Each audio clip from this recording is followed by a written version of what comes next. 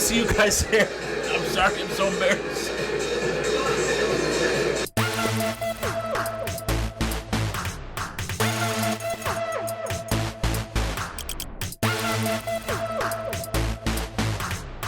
All right, welcome to episode 44. I'm Sergio. Do not adjust your picture quality. I really am this handsome. All right, today's episodes are going to start being broken down into different segments, and from now on, I'll be a little more organized. It'll start off with like my rants, just the regular topics, the normal topics that I feel like talking about. It doesn't mean to be negative just because it's rants. You know, to start off with the STXB rants, then we'll do area leaders, all the stuff that we would put in last season's episodes are coming back. Area leaders, CHINGAS, shout outs, talk that poop, and Gridiron Demigods. Area leaders will just be, if you're from like the Valley area or from the like the non-Caller Times coverage area, I may need your all's help getting some of the stats if you guys want to be included. The Victoria area stuff, I should subscribe. That's on me. I need to subscribe to the Victoria Advocate online to start getting some of their stuff. I'll do that for the next episode. If you're like from like the Edna, Falls City, Tidehaven, places like that, I don't have access to stats unless I happen to see something pop up on one of your Facebook pages. Which some stuff I did. The Valley too.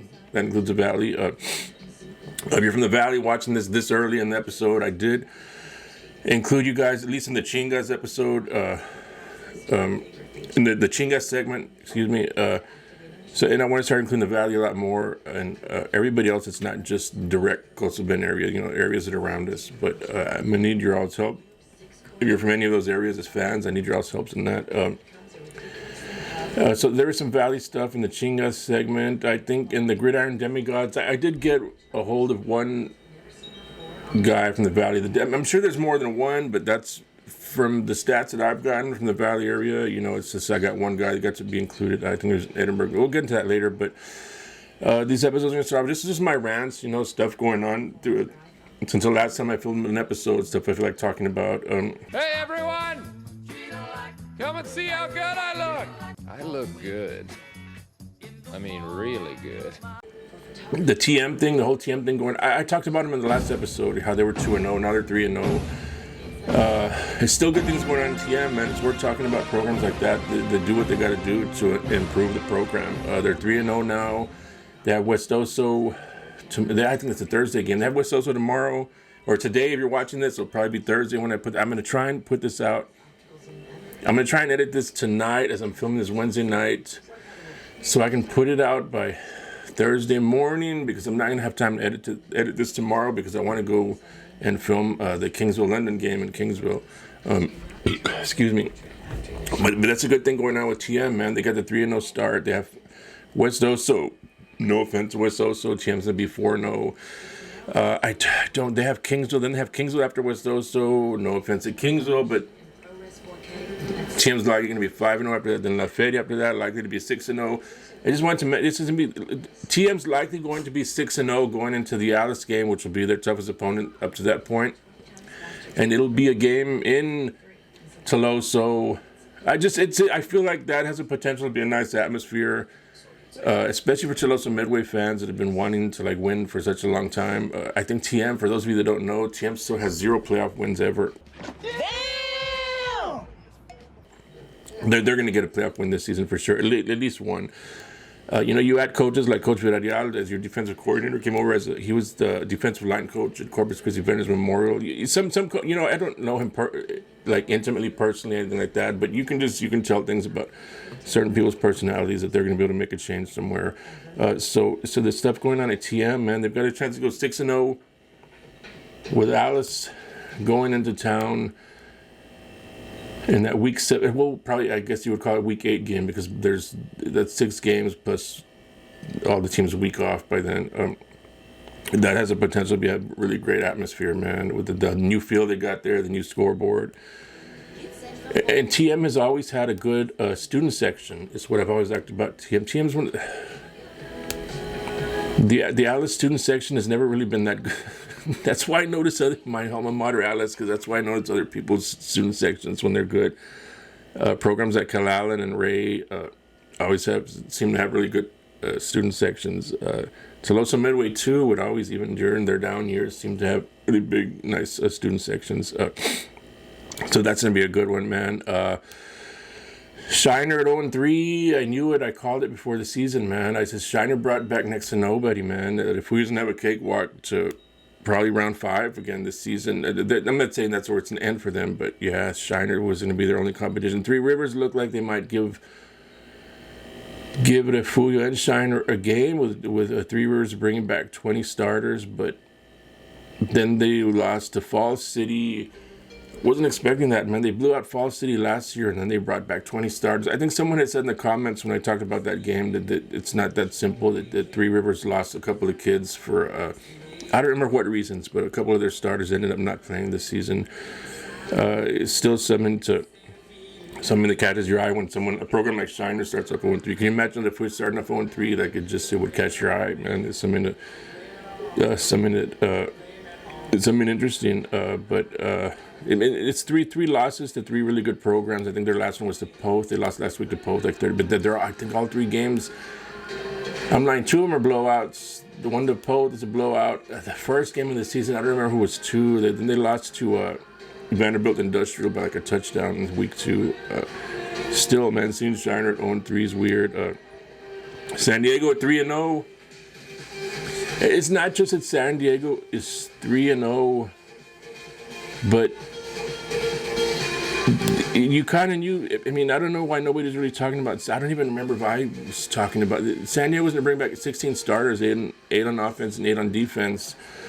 But they have some big wins, man. I think the one they just beat West Oso this last week, 50-12. I think their first week was a fairly close game against George West. I think they won that by like 9 or 10 points.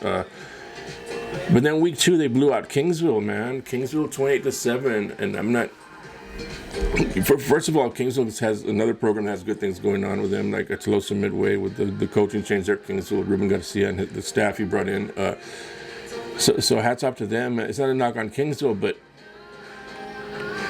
I mean, San Diego blew out Kingsville, and the very next week, Kingsville turned around and beat Corpus Christi Ray by 15 points, man. That's insane. Like, Ray was one of my surprise picks for the beginning of the season. I picked Ray. Ray was bringing back 18 starters, man. 10 on offense and 8 on defense, or 8 on offense, 10 on defense, something like that. And they already had a pretty decent defense last year, man. So you just kind of pictured, I don't know, man. I predicted Ray was gonna give Miller a run for the district championship. I wouldn't have gone as far as saying they'll beat Miller, but I thought they'd be right there, like it's number 2, man. And then they lost to Kingsville by 15 points the week after Kingsville lost to San Diego 28-7. So I don't know, man. I don't know what's going on in Ray. I've been critical of Ray and programs like Ray and Moody in the past, and I kind of stopped doing all that stuff, man. But I'm gonna get back to being me, and the whole thing of me trying to be less the way I was, and so I can try and catch on with the school district. It's just not gonna happen. It's not gonna happen. So I'm just gonna go back to being me, man. I'm not gonna be ugly. I'm not gonna be ugly towards anyone. But I always said since the very beginning when I started doing these podcast episodes, man, a couple of years ago, I was always going to be honest, man. And I let things get in the way where I wasn't always honest because I didn't want to offend this person, that person. I'm not trying to offend anybody, but I am here to be the honest podcast. I don't know what's going on at Ray, man. You brought back 18 starters and you're losing to a rebuilding program like Kingsville by 15 points, who had lost the week before to San Diego 28-7. I don't know. Moody did get that one win against Bishop 20-0 in week 2. King looks like King's 4 years in with now the new coach, man. So I don't know what's going on. I understand that a lot of these programs were in Kingsville were kind of gutted when Corpus Christi Veterans Memorial opened, but that's an excuse for the first couple of years, but it's already been, 6, 7, 8 years. And you still have the enrollments you have, whether you lost a lot of kids or not. Ray still has like an 1,800 enrollment. Moody has, I think, around a 1,500 or 1,600 enrollment. King also has around a 1,500, 1,600 enrollment. I mean, programs like Refugio do what they do with a 200 enrollment. I mean, if you got 1,500 kids, that's regardless of how many you lost to CC Veterans Memorial opening up, man. That's still enough to have something to work with. I don't get it. I'm against other things, but that's just that's enough on that. But yeah, San Diego's a big surprise, just that they beat down Kingsville the way they did, and for Kingsville to turn around the next week and beat Ray the way they did. So it's not surprised that San Diego's 3-0. Just the way when you compare like those two common games. Flower Bluff at 1-2 after beating Bernie. I hit to set that too, man. I don't know if I posted it on some other forum where we talk sports, but I know I told a friend of mine from San Antonio. I just think there was a lot of jumping to. I mean, when Flower Bluff beat Bernie, it looked good because Bernie, I think, was ranked like 4 in the state or something. But I had always said since the beginning, Bernie brought back almost nobody from last year. It just felt like they were being overhyped based on last year's accomplishments, where they went to state, I think they went 15-1, lost in the state championship game. They blew out teams like Calallen along the way. So I think that Bernie was being overhyped based on the one great season they had. Man, if you look at their record, they hadn't had a 10-game win season in like 20 years. And that's who Bernie was. Bernie was never the team to beat out of Bernie. It was Bernie champion was. And then Bernie had the one great year last year, and all of a sudden it just I felt they were being overhyped. That's what it's starting to look like a little bit. I mean, Flower Bluff beat them, then turned around and got blown out by Laredo United South. And then got blown out by Calallen last week. Calallen is Calallen, but Calallen is having their struggles too, man. Still struggling with the whole who's going to be our quarterback thing. So that whole Flower Bluff starting off 1-2 was kind of a surprise. They did start off 1-3 last year, and they still ended up having a pretty good season. So they're kind of on track for last year. But they got Alice up next, so who knows? They could start with 1-3 again like last year. But they still had a good season last year. See what happens with that. Just wasn't expecting it. I thought Flower Bluff would be 3-0 right now at this point. Refugio's controversial win over Edna. The Refugio fans get mad at me. They're getting mad in the comment sections, but it is what it is, man. I mean, I posted the play where they called an interception that was clearly not an interception. It was like not even close to being an interception.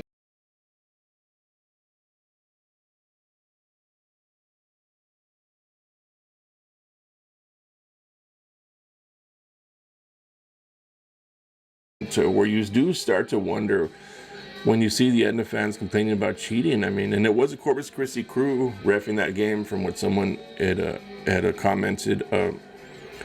It wasn't even just that interception call that they blew with you can see in the play, there's referees right there like staring at it, man. How do you call that an interception? And some of the people from if we were commenting, well, that wouldn't have changed anything because it was going to be 4th down, and yet it was so. Of course, come on, man. There's a difference between you getting the ball back there and then 40 yards further downfield, or what if Edna would have gone for it, or what. I mean, you can't just assume things. A blown call is a blown call. And then they had the blown call in overtime where they didn't know they didn't know the rules. They knew the rules. It looks funny, man. It looks funny when you have 2 huge blown calls like that in a game. And then the ref crew is from around here. I don't know. I don't want to insinuate anything. I'm just telling you what it looks like from the outside looking in. Starting with that interception, man. Okay, it was not even close to where. How do you not see that? I don't understand. So a lot of weird things going on so far in the first 3 weeks. I mean, I just you don't understand how refs. I don't know, man. What do you even say to it anymore?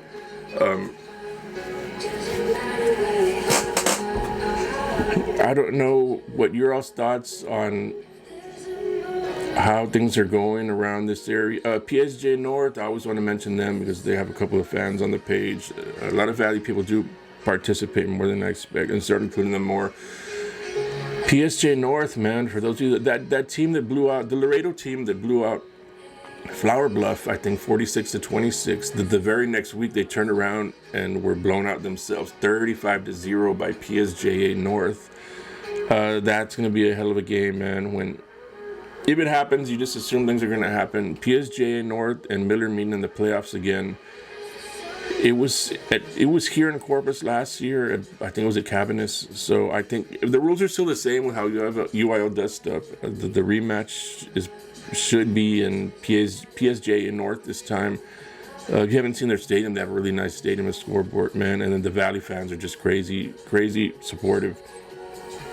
A Miller versus PSJ North playoff game, man, in round 2, 3, 4, whatever it ends up happening. That's something I would want to go to, man. I don't go to the Valley a lot for games. I haven't been there in a while, but I would definitely drive down there for that. Miller PSJ North would be a badass game. Valley stuff, there'll be more stuff.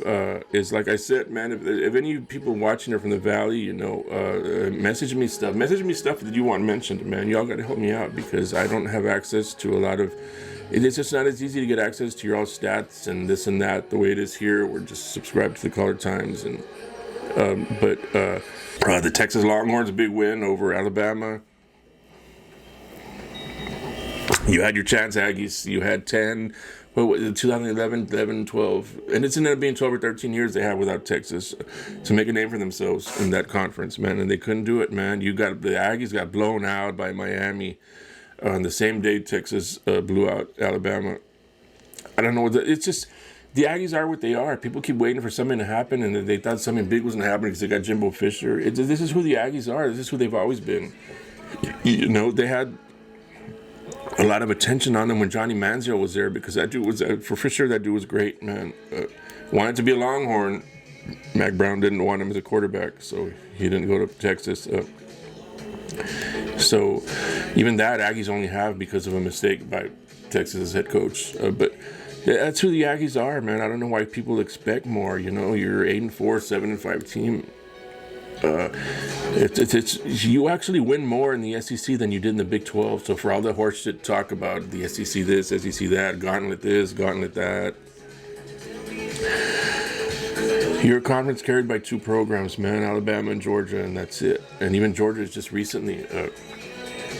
The SEC fans they'll post, there's like 5 different teams that have won the national championship in the last 15 years or something. Yeah, but then those programs that won a championship, other than Bama, they just went back to being nothing. LSU won the championship, then fired their head coach 2 years later. Auburn won the championship, about 10 years ago, and then went back to being nothing. Then the next year, as soon as Cam Newton left. I mean, we're talking consistent, man. The SEC is just overrated.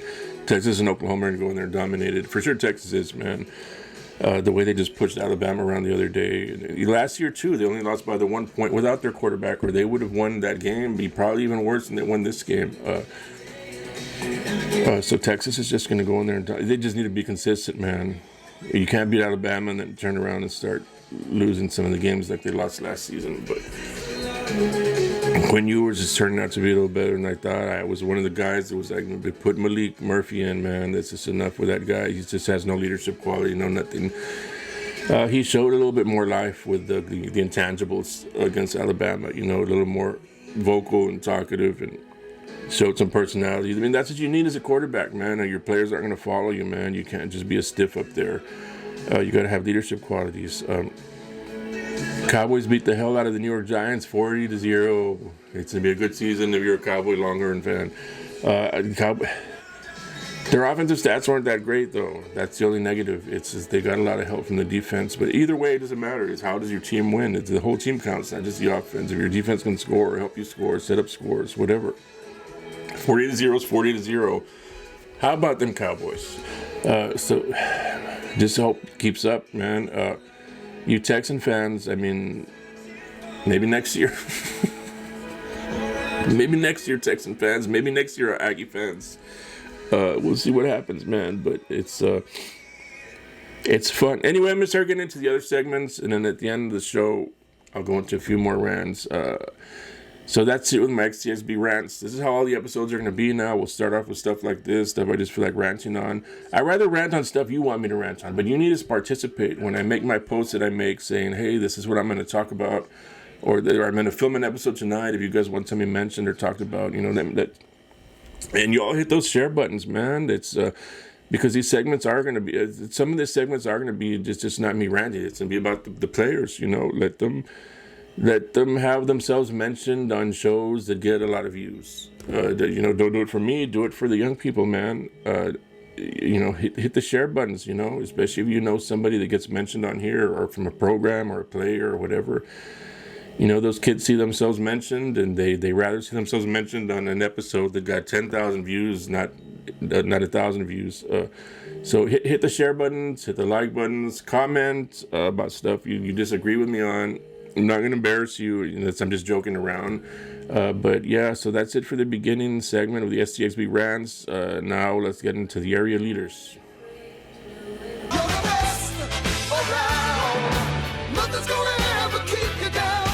All right, this is area leaders. I switched from my Orange Grove cap to my Atlas cap. You guys see me on your all's fields, man. Hook me up with caps from your teams. I'll wear them during the episodes.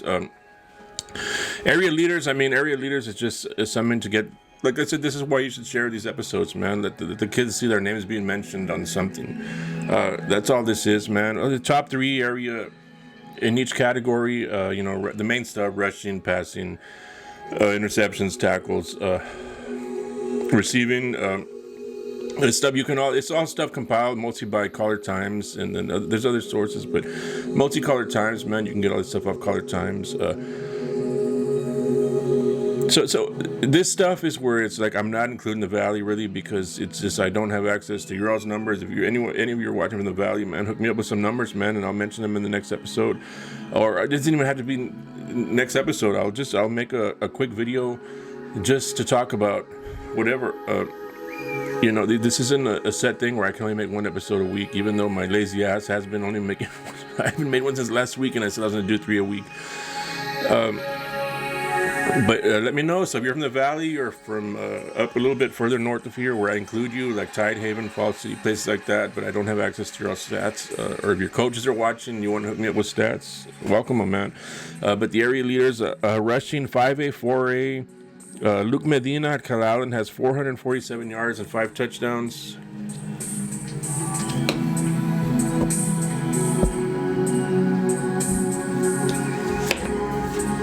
Seeing this next to my cap is pretty odd. Are so odd. Damian Figueroa of Tuloso-Midway has 444 yards and 5 touchdowns, just 3 yards behind. Gabriel Juarez of GP has 443 yards and 6 touchdowns. I knew that kid was the badass linebacker for GP. I didn't even realize he was a running back until this week. He rushed for like 250 something yards or whatever it was, man. I didn't even realize that kid was also the running back. Huge kid, man. Hopefully he gets like a Division I offer. So that's the top 3 area leaders in rushing in the 5A, 4A area. In rushing in the 3A, 2A, and private schools, this is, of course, a Refugio kid. Jordan King from Refugio has 481 yards and 9 touchdowns. Colton Lopez of Skidmore Tynan has 470 yards and 7 touchdowns. Rene Martinez III of Farfurias has 336 yards and 3 touchdowns.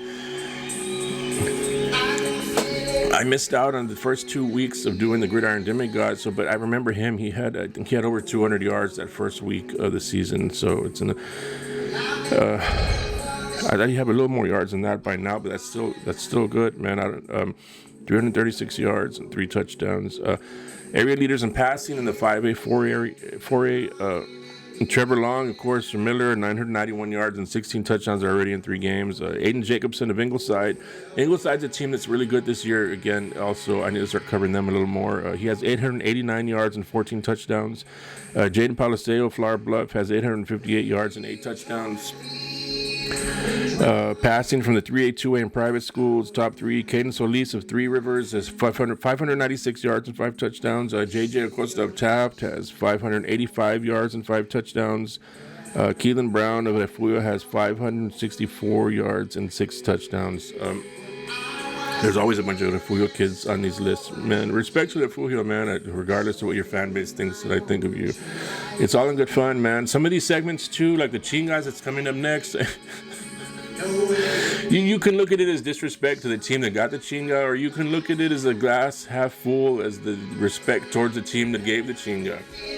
So this stuff that I do, man, it's just entertainment. And the stuff that might come across as negative, use it as a positive, man. I know, because I've seen it for a fact. Like, I've seen a coach take a clip, a screen record of something I said about their team in a negative way and use it to show the kids and motivate them. So do that with it, man. Instead of complaining about something I might say about your program or your coach or your staff or whatever. Who am I? I get it, but still, it's something that's being put out there that, I have, what do we got now on the Facebook page? I think 11,600 followers. On Twitter, about 2,500 followers. On Instagram, it's only somewhere around 700 followers. On YouTube, about 700 followers. So the biggest following is on TikTok. I think I got like 2,000 followers, but I don't know how that works with TikTok. I don't pay a lot of attention to TikTok, other than at 3 a.m. when I'm watching videos and I can't go back to bed. But yeah, so we got the biggest following here on Facebook, man. 11,600 or so followers. Help us grow. Invite your people to follow the page. Invite your fan bases. We're only 3 games in. There's still a lot of season to go. Get your fan base represented on the page, man, so they can help you with the debating when everything's going on. Hit the share buttons. Hit the subscribe button on the Facebook page. $4.99 a month. Just to help support local. This stuff I do, it costs money, time, effort, and I'm just doing it all on my own, just as a hobby, just to put stuff out there for the local athletes and programs, and just for you guys have a place to come and talk about, find out what's going on with your program, debate what's going on, have a good time, be entertained. So don't be afraid to hit the subscribe button. $4.99 a month. Receiving 5A, 4A is Jaden Smith from Ingleside, has 17 catches for 502 yards and 10 touchdowns. Christian Zabzuk of Veterans Memorial has 14 catches for 411 yards and 4 touchdowns. Jaden Johnson of Flower Bluff has 20 catches for 349 yards and 3 touchdowns. You had a bunch of those against Bernie, man. I think that's a kid that went off against Bernie, man. That's another thing with receiving at the 3A, 2A in private school. The top 3 are Derek Lancaster of Three Rivers with 301 yards and 4 touchdowns. Ernest Campbell of Refugio with 251 yards and 1 touchdown. That's crazy to see him only with 1 touchdown. That's a kid that won state in the 100 meters last season in track. Trey Canales of Odom has 196 yards and 0 touchdowns. Number 3 receiver in the 3A, 2A in private school local only has 196 yards. I don't know. I guess that's to be expected, man. 3A, 2A and smaller, where they do a lot of programs still run those old school offenses, man. The wing T, power I, veer, triple option. I don't know if that's why the third. There's not a lot of passing or receiving yards at the top 3 in the 3A, 2A in private schools, but it is what it is, man. Tackles, the leading tacklers in the 5A and 4A in this area are Jude Hernandez. I saw these guys in 7-on-7, and even though it was just 7-on-7 and you're just playing touch, man, you can see certain players that look like they're going to be badass, and that was one of them, man. I had told one of my friends that his kid plays at Gridiron that Jude Hernandez was. I could tell he's going to be one of my favorite players to cover, man. He has 39 tackles from Calallen. Seth Barnes of Orange Grove has 35 tackles. Gabriel Juarez of GP has 32 tackles. 3A, 2A in private school, in the local, the tackles is Kendon Henneke. I don't know if I'm saying this right. George West always has kids with names I can't pronounce. Kendon Henneke from George West has 34 tackles. Alfredo Gomez from Taft has 31 tackles. And Drew Martinez of Taft has 26 tackles. George West, man, every year it never fails, man, when I'm doing these things. George West always has names that I can't pronounce, man. The interception leaders at the 5A and 4A. Jeremiah Garza of Tuloso-Midway has 4 interceptions. Luke Johnson of Veterans Memorial has 2 interceptions. The 3A, 2A in private school local interception leaders are Denham Cheek from Skidmore Tynan has 2 interceptions. Dallin Cheek from Skidmore. I guess they're related. Someone let me know in the comments. Brothers, twins, what are they? From Skidmore, Tynan also has 2 interceptions. Jason Salinas of San Diego has 2 interceptions. So those are the top 3 leaders in each of those categories for local 5A, 4A, and then 3A, 2A in private schools. But there's no 6A around here, obviously. But I want to include Valley and stuff like this, and then even like the ones that aren't directly around the Corpus Christi area that do have followers on the page. You know, like the Ednas, the Fall Cities, the Tidehavens, the stuff like that, Brunies. But you all got to help me. At least if you're watching this and you're from one of those areas, point me in the right direction, man. Let me know what website I need to go subscribe to be able to have access to the stats the way Corpus Christi Caller Times does around this area. Just let me know, man, and I'll get involved with it so I can start including more. Because Valley people also. Who is the Valley paper around there that would have all your stats on a website? Let me know. I'll subscribe to that also. See, stuff like this is why I say, you know, y'all can help me out. Subscribe to the page, $4.99 a month, because everything I do here is just on my own money, man. I'm not getting anything out of this. But if y'all want to help out, $4.99 a month on Facebook. Subscribe. That's it for the area leaders. Now we're gonna go to the Chingas.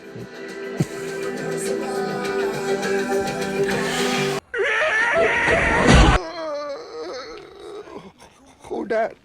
Who there? For those of you new to the page or to these videos, whatever channel, wherever you're watching it on, Chingas is just a segment I do to have a little fun.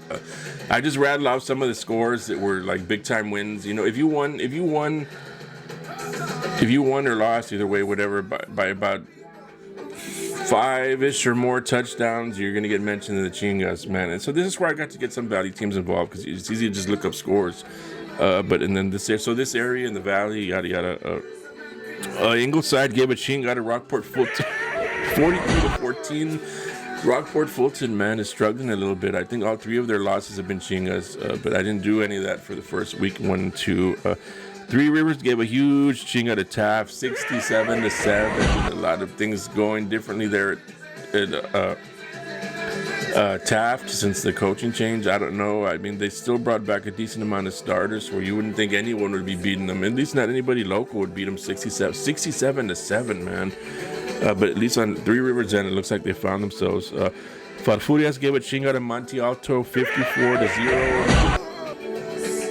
Fremont gave Banquetti a Chinga, 47-12. And you guys can look at, like I said on the other a little earlier, man. You guys can look at these Chinga stuff as disrespect, or you can look at it as respect for the person giving the Chinga. It's just, are you glass half full or glass half empty? It's all this entertainment, man, and we're all just having a good time here. That's it. Miller gave Laredo Alexander a Chinga, 55-14. Yorktown gave Woodsboro a Chinga, 50-0. Tuloso-Midway gave King a Chinga, 52-6. San Diego gave Westoso a Chinga, 50-12. Tidehaven, see, that's someone from Tidehaven wanted me to go do their game, but I had predicted it was gonna be like a 70-0 blowout. Tidehaven gave Palacios a Chinga, 56-0. Goliad gave San Antonio Cole a Chinga, 63-6. San Antonio Cole, that sounds familiar. That's where Shaquille O'Neal played his high school basketball. PSJA North gave Laredo United South a Chinga, 35-0. That's the same Laredo United South that blew up Flower Bluff, 46-26. And PSJ just handled them, 35-0. That's how good they're going to be this year. I'm looking forward to them playing Miller in the playoffs. That's going to be an awesome game. Ed Couch also gave Brownsville Rivera a Chinga, 56-20. MMA Marine Military Academy gave Progreso a Chinga, 54-0. I feel so bad for Progreso, man, because every time you look at their scores from every season, every single week, somebody's blowing them out, man, going 0-10, 1-9, 0-10, 0-10, 0-10. Progreso, and they have one of the coolest mascots, the Red Ants. That's why I always wish I had kind of coaching. That's the kind of program I would like to take over, like to see what you can do with something like that. Progreso Red Ants, man, that's just. I don't know what goes on over there. I don't know why they're so bad every season. We can guess, man, but I don't know, man. MMA 54, Progreso 0, and that's almost every week what Progreso scores are like, man. I feel bad for that program, man. Rio Grande City 35, La Jolla 0. Rio Hondo gave Hidalgo a Chingas 72 to 28. Harlingen gave Mission Vets a Chinga 49 to 21. Westlaco gave Edinburgh a Chinga 40 to 7, and Bloomington gave Pettis a Chinga 42 to 0. There's probably more Chingas in this, like I said. I can't get over saying that. There's probably more Chingas in this, man, but you guys gotta let me know, man, if you're not in the immediate area or the valley area where I can just get scores off, whatever. If I miss you guys out, man, let me know, man, because I'm gonna do another episode where I just talk about all the things I left out here. Hopefully just so you guys know that if you participate, I'm going to pay attention. But that's it for the Chingas for this week, man. And let's go out to the shout outs section, which is just stuff that you guys, like I said when I post and I say, do you guys have anything you want to say to anybody, a coach, a player, a team? There's not a lot of shout outs. I'm still going to do it every week, man. Just you guys start participating more, man, and it'll get better, and that segment will get better. But for now, I think there's just a few. But so let's go to the shout outs.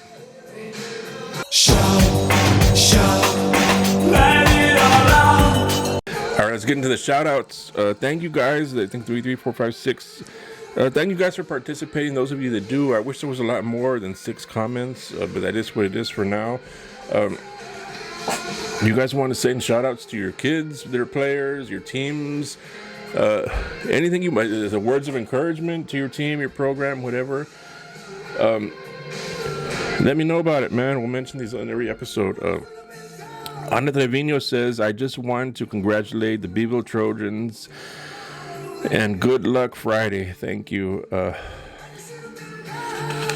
Beeville. Michael Cantu says, shout out to the Cuero Gobblers. Shout out to the Cuero Dog Catchers for detaining the Yocum Bulldogs. That ended up being a closer game than I thought, man. But Cuero has Calallen this Friday, so that's a game that I want to attend. We'll see what happens, hopefully. It'd be nice to make a video out of that game directly after tomorrow, where I'm going to try and go make a video out of the Kingsville London game. Litos Joel Trevino says, UTSA wins the battle of I-35 over Texas State. Birds up.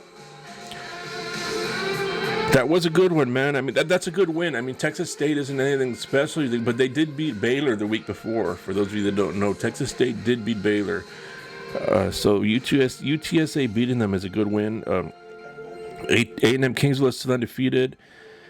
I think someone had posted on the A&M Kingsville Facebook page that they had 10,500 fans at that game. That's good, man. That's when I did a game a couple of years ago. There was hardly any fans in the stand. It's good to see things moving up for A&M Kingsville, my favorite college program other than the Longhorns. Just grew up, going to some of their games with my dad, and it's just a program you always. I made my first field goal ever as a 5-year-old there in Javelina Stadium. Off one of them kicking tees. I remember because my dad told a story on some letter he wrote when I was in some retreat in the 9th grade. And he would jog around. My dad would go jogging around 5 miles all the time. They're in Kingsville. We lived in Kingsville, and in Dallas when we lived in Dallas. And he remembers jogging around the stadium there in Kingsville and seeing how excited I was when I was in the field, because I think I was 4 or 5, he said. I don't remember. I think I was 5, and I had just made my first field goal ever. I kicked it over the field goal post. So that's pretty neat. He says the UTRGV is also undefeated still. Try better next time. Laura Luna says, shout out to Adrian Luna, number 27, sophomore fullback for Moody High School. He's grinding. I guess that's a relative, maybe the mom or something. I know I think I posted some highlights of his last season. Really, he looked really good, man. You could tell he's going to be good someday. He's a sophomore only on varsity playing fullback, so that's... Romeo Vela says, congratulations to the Coyotes on their win over... talking about the win over Victoria West. Raymond Sedna says, Super Bowl, and then he put the Cowboys gif. It's our year, we them boys, all that stuff, man. But that's what makes it, the outsiders hate it, and they hate the Cowboys fans for it. But that's what makes it fun to be a Cowboy fan, is that you can go 0-16, and it's at least still going to be an interesting, entertaining season one way or another. So that's the fun thing about being Cowboys fans. You get tired of being disappointed every year, but Something interesting is always going on with Dallas, man. So that makes it fun. So those are the shout outs, man. We had the 1, 2, 3, 4, 5, 6, 6. I'd like to get it up to like 60 if we could, man. But it's 6. 6 is good. 6 is good. This is the first time I go back to this format where I'm doing these different segments. I'll make something. I'll make some kind of graphic mentioning this next time, just to make it look a little more, just to make it stand out a little more, so you guys will get more involved, hopefully. But yeah, that's it for the shout outs. Now we're going to go to the Talk That Poop section, which is the dumb comments of the week. A section you don't want to get mentioned on unless you're just trying to have a good time, like we all are here. This is entertainment, guys, man. Get involved. But yeah, let's go to Talk That Poop. Everyone in this room is now dumber for having listened to it. All right, this is Talk That Poop, dumb comments of the week. I'm punishing myself. I'm included. Obviously, Adrian Salazar is involved in this. I'll punish myself and Adrian Salazar in this week's dumb comments of the week. Adrian Salazar's first dumb comment was that Refugio could be Duncanville. But that's not a knock on Refugio. Nobody around here would come within 70 points of Duncanville. Nobody here in South Texas, man. Maybe Miller, maybe PSG and North, I don't know, but it's just Duncanville would murder everyone from South Texas, man. Adrian Salazar saying that I don't know what this guy's obsession is with Refugio. The Refugio fans are actually all pretty cool, man. It's a shame that this guy is like made himself an honorary Refugio fan that just says the most ridiculous stuff on Refugio's behalf and gives you guys the crap you get, and it's not even your fault, it's his fault. I had made a post also of that Blue Men fan from Ingleside and how he dresses up and paints himself and goes to the high school games, and it's just I never.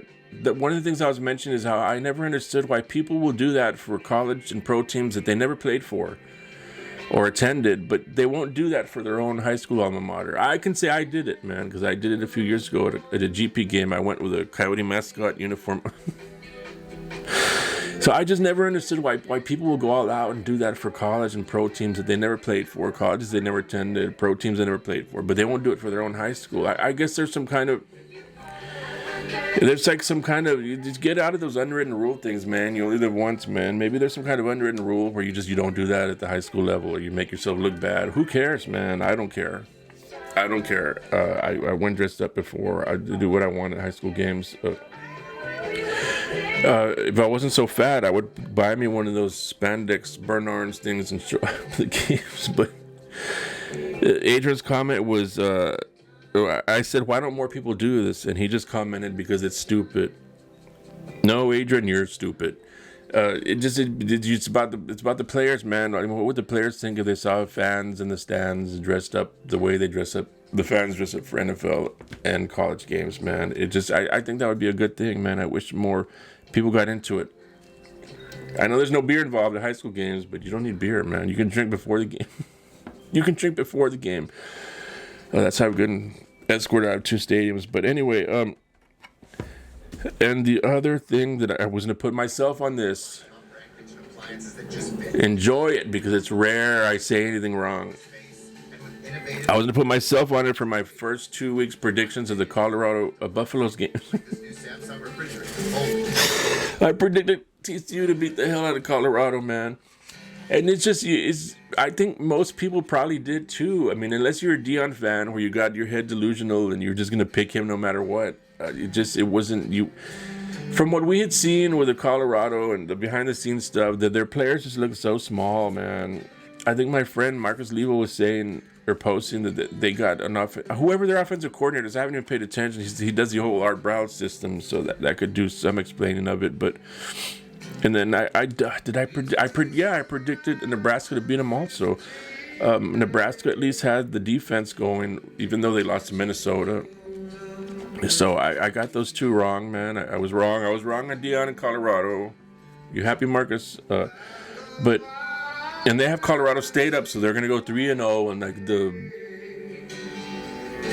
hype's gonna go through the roof before they meet Oregon in Week 4, which doesn't look like such an easy, obvious loss anymore, man. I thought, okay, someone like Oregon's gonna come in and you can't play around with Oregon, but Oregon almost lost to Texas Tech.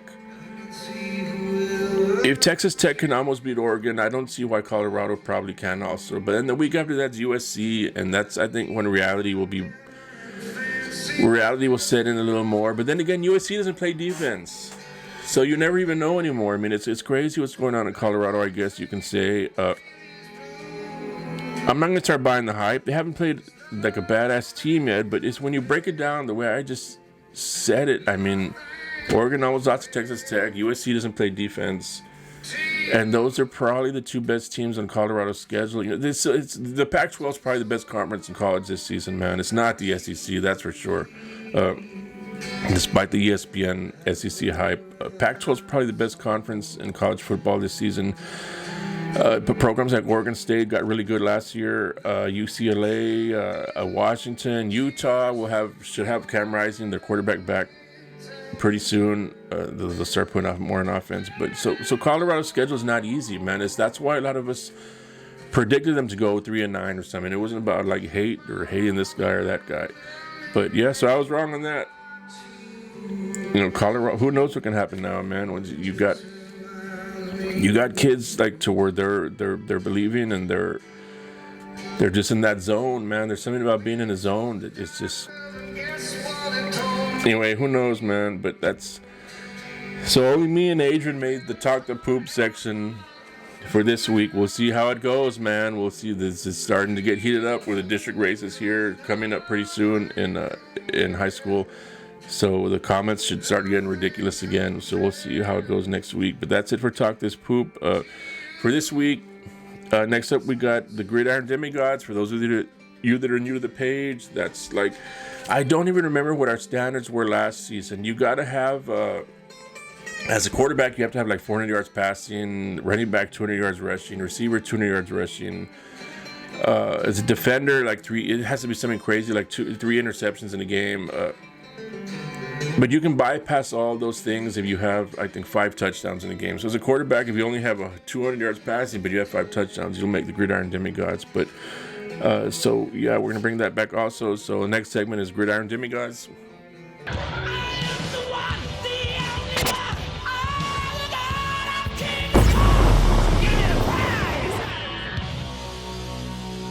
For Gridiron Demigods, we only have 6 this week. But this is why I say I need... no, there was 7 because there was another kid from the Valley that I noticed on a Facebook page to post about him. So, if you're watching from the Valley, man, you guys got to hook me up with stats every week, man, if you think someone deserves to be mentioned on the Gridiron Demigods. It starts with Caden Solis of 3 Rivers as a Gridiron Demigod for this week. He had 373 yards passing, 6 touchdowns in the win over Taft. 373 isn't 400 yards, but the 6 touchdowns bypasses all that because it's more than 5 touchdowns. Gabriel Juarez of GP had 237 yards rushing and 4 touchdowns. So he got over the 200 mark as a running back. Trevor Long of Miller had 380 yards passing. That's not the 400, but he had 7 touchdown passes. That bypasses the 5. And the win over Laredo Alexander. I can't say this, man. Beeble's quarterback, Elijah Sastasia, I don't know how to pronounce that last name. He had 353 yards passing, which isn't 400, but he had 4 touchdowns passing and 1 touchdown rushing in a win over Robstown. That's crazy to see any Beeble in a stat where they have 353 yards passing with a slot T that they run, where they just run all game. They do pass, man. Contrary to popular belief, Coach Sosa does pass out of the slot T. But not so much that you would think their quarterback would have 353 yards passing, but he did. Rene Martinez out of Foul had 276 yards rushing and 3 touchdowns in the win over Monte Alto. He also would have made Gridiron Demigods after week 1 because he also had way over 200 yards that first week also. IWA's Damian Salazar had 250 yards rushing and 4 touchdowns. Then there was a kid out of Edinburgh Vela, I want to at least mention his name, that had, man, he had 300 and something yards rushing. Let me see if I have him here. Here he is. Jamal Poli, I don't know, it's Poli or Polly, sorry man if I'm not pronouncing it right, out of Edinburgh Vela, had 327 yards on 21 carries in the win over Wesco East, 42-35. I'm sure there's a lot more Valley kids that would have made the Gridiron Demigods segment this week. I need your all's help with that, man. If you know of a Valley kid that has over 200 yards rushing 1 week, or over 200 yards receiving, or over 400 yards passing, or 5 touchdowns total, or 3 interceptions, or what something, or I think it's 15 tackles. If you have 15 tackles, you get included also. If you know of any of that stuff, let me know, man, so I can include them before it's too late. So what I'll do is I'll make a post about this, though, after all the games have been played Thursday, Friday, and some Saturday. I guess there's always some Saturday games. So I'll make a post about this Sunday, so you guys can let me know the stuff that I'm not going to see just simply by looking on my own or going by Caller Times website. So hats off to Caller Times also for always posting all the things they post, or else it wouldn't be so easy to get access to all these numbers, because I'm not going to call every school's coach and find out numbers. But that's it for this week. Thank you guys for following. I want to do this every week. And every week's there's gonna be one episode the way we did this episode, where there's all these different segments, but there'll be random stuff in between where it's just XCXB shorts, like I had been putting out for a while, where it's just like a 20-25 minute little 15-20 minute episode of just random stuff, man. So if you have stuff you want to talk about in an episode, let me know, man, and we'll do it. It is what it is, man. But those of you from the Valley, start getting your friends involved. Tag them, let them know the page exists, so they can come follow also. Even you guys from the Coastal Bend area, the Corpus area, help us grow, so there's more attention towards our athletes and programs. But thank you guys for following. Go follow on Facebook, YouTube, Instagram, TikTok. What am I leaving now? No, Twitter or X, whatever it's called now. Go follow on all the different platforms, man, and help us grow. But thank you guys for following, and I'll see you with a show like this next week. But in between that, I should be doing some XTXB shorts, so if you have any ideas of things you want to talk about, let me know, man. I'll turn this camera on whenever and just put some in short out. But thank you guys for following the page.